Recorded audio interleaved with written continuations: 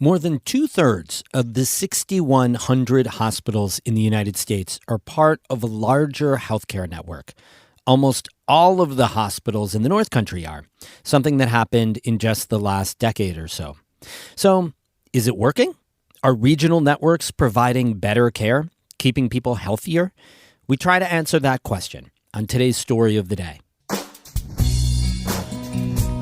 Support for Story of the Day comes from Claxton-Hepburn Medical Center, dedicated to providing patient care and regional services to the people of St. Lawrence County. claxtonhepburn.org. Hey, I'm David Summerstein. It's Thursday, October 5th. Supporters of what's known as regionalization say it helps smaller hospitals save on equipment and recruit physicians and other staff to the regions where they provide care. But critics, including some healthcare workers and patients, say it erodes the role of a local hospital in the community. For our series on healthcare, Champlain Valley reporter Kara Chapman takes a look at how merging with the network has played out for Plattsburgh's hospital. About 20 people are gathered roundtable style in the Plattsburgh Hampton Inn's conference room. They're here for a town hall hosted by the New York State Nurses Association. That's the union that represents a lot of the North Country's hospital nurses. Good evening, everybody.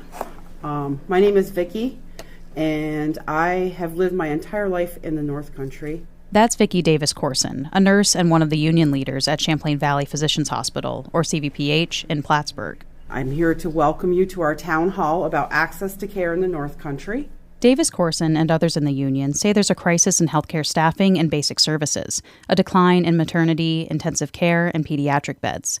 Researcher Siobhan Rosenthal ties those issues to a phenomenon that swept across the U.S. healthcare system. So you can see that almost every hospital consolidated into a larger health system. Consolidation, regionalization, partnership. It goes by different names depending on who's talking about it. But the basic premise is that a smaller, often rural hospital becomes part of a larger city-based network that shares resources with its members. CVPH is one of the North Country's biggest hospitals. It's also one of 3 in northern New York that joined the University of Vermont Health Network over the last 10 years, along with the ones in Elizabethtown and Malone. Officials say before the network formed, Burlington's hospital and CVPH didn't have the greatest relationship. Dr. John Brumstead, the network's first leader who retired last December, says it was competitive and contentious. It was sort of the overlap between University of Vermont Medical Center, then called Fletcher Allen Healthcare, as an academic medical center, and CVPH being one of the largest hospitals in the North Country, trying to provide all the services that they could. But Brumstead says CVPH simply didn't have the volume of patients to maintain certain specialties on this side of the lake, like open heart surgery. He says low patient volumes make it hard for smaller rural hospitals to offer such services in an affordable, high-quality way. And he says it's virtually impossible to run these facilities without extra government support. And so more and more across the country, systems are developing, and particularly in rural areas, hospitals are either closing or cutting way back on services, or they're becoming part of systems of care like the UVM Health Network. Brumstead says attitudes about coming together were mixed, but the boards at CVPH and other hospitals understood the potential that forming a network had for preserving and improving access to care. And he says things moved pretty quickly. Meetings and negotiations started in early 2012, and CVPH joined the network in January 2013. Smaller hospitals have a tough time recruiting doctors and nurses, and they often don't have the buying power for the equipment and other cutting-edge technologies needed in today's healthcare landscape. Michelle LeBeau is CVPH's president. She says being part of the network has helped the hospital do things like acquire personal protective equipment for staff during COVID and fill in gaps in staff coverage. What I'm appreciative of and grateful for is that we actually have a partner to call to say, I've only got coverage for 3 days. What can you do to support me? But some employees aren't so satisfied. Chris Swise is a nurse who's worked at CVPH for more than 20 years. He says he noticed smaller changes when the hospital first joined the network. But over the last few years, he says those have given way to big changes, like switching the medical record system and the loss of more and more services. Swise also says it seems like CVPH is losing its autonomy. One of our big slogans, our big things that we used to run by was, quality healthcare close to home. And, I really felt that we really strived here at CVPH and at Plattsburgh to do that. Now, he says it seems like they just tell patients to go elsewhere for their care. Kate Trombley is a Plattsburgh resident who's very familiar with traveling for healthcare. Her 2 youngest children, Rory and Reed, are, as she says, medically complex. Between the 2 of them, they have all sorts of conditions, like clubfoot, heart defects, and a skull condition.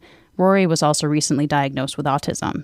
The list of specialists that my children see is phenomenal. It's sad. It's frustrating. We've traveled to Albany. We traveled to Montreal. We've traveled to Dartmouth. We've traveled to Boston Children's. And they regularly travel back and forth across the lake to the UVM Medical Center's pediatric department. Trombley says she tends to avoid CVPH, even for emergency care. That's partially because of negative experiences she says she's had there, but also because the hospital doesn't have a pediatric unit and the specialists her children need.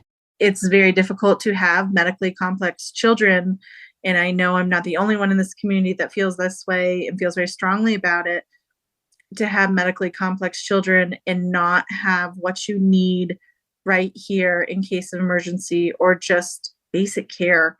LeBeau says she appreciates that people have to travel for care, and as a mother of 5, has felt the gap in coverage with her own family.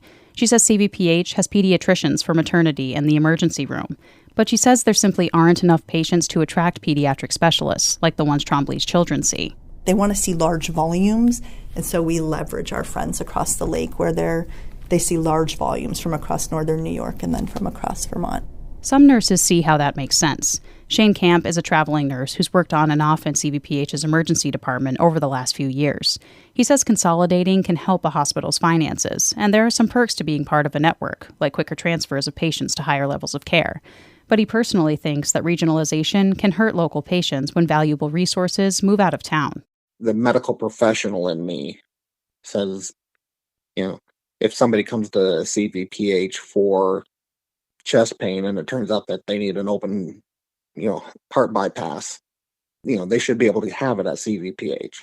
The jury's out on how the creation of these networks affects quality of care. Allie Coates is a PhD candidate whose research focuses on small rural hospitals who become part of larger health systems. She says there's not a lot of research on the impacts, and the research that does exist is mixed. Coates says rural hospitals have faced existential financial threats for years and are closing at alarming rates. Those that remain have pared back services or changed their federal reimbursement models. But I think in a lot of cases, these affiliations happen because people feel like the administrators feel like there isn't a choice. They want to serve their communities, and they can do it with a little help. Michelle LeBeau, CVPH's president, says she constantly has to ask herself where the hospital would be without the UVM Health Network. She says it'd probably be like one of those facilities Coates was talking about. Folks depend on us. The community, the region depends on us. And I think if it wasn't for the network and the ability to be able to connect together, we'd have to be really asking ourselves, how big can we be and what can we do? LeBeau says that some of the next steps in the collaboration are still works in progress, things like doctor and nurse recruitment and making sure everyone has the resources they need for patients.